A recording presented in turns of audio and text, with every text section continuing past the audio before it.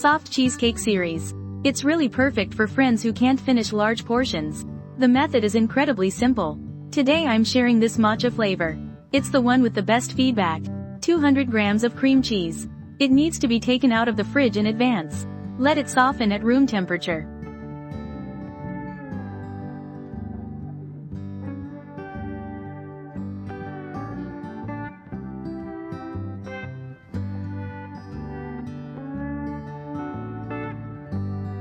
Press and mix until smooth, then add 46 grams of powdered sugar. You can also use fine granulated sugar here.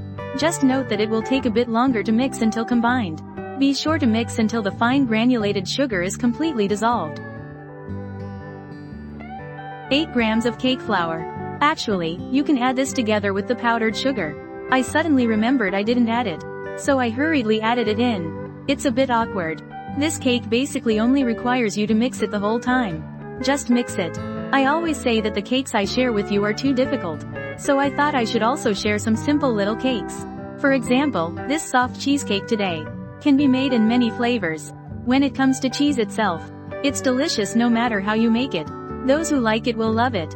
Those who don't like it may find it strange.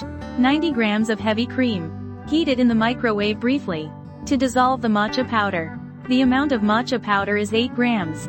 The resulting whole soft cheesecake has a particularly rich flavor. You must ensure that you handle it properly. It should be free of any lumps. Some matcha powders may have been stored for a long time and can be difficult to dissolve. If it really doesn't work, there's another good method. Add a little bit of butter. The matcha powder will dissolve immediately. I think the oil dissolution method is still the easiest to operate. The weight of the egg after shelling is 52 grams. A few grams off is not a big problem, because eggs come in various sizes.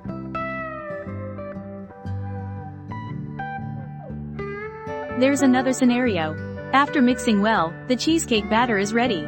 It's simple, right? I recommend using a piping bag to fill the molds.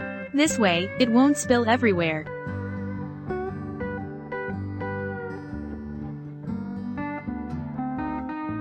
Fill the molds to 10% full. Why do you need to fill it to this height? Because it will shrink to the height you filled after baking and cooling. It will shrink back to the height you piped. Make the quantity a bit fuller. Then it will look better. There is another scenario. If it doesn't set after baking, it might be because the oven temperature is too low. This can be put back in the oven to bake for a few more minutes. Today, I'm using the Chandi Cat Xiaoyi Pro oven. Bake at 150 degrees with both top and bottom heat for 18 minutes. It needs to be baked in a water bath. This is how you achieve a soft texture. After taking it out of the oven and cooling, it needs to be refrigerated for at least 6 hours before tasting. This gives the best texture. If you like it particularly soft, there is still a bit of a molten center effect. So, bake for 15 minutes. This cake is that simple. There are no particular requirements for making it. You can also open the oven door at any time to check the status while baking. Then if you can't finish it, just seal it separately. It can be stored in the freezer for a week without any issues.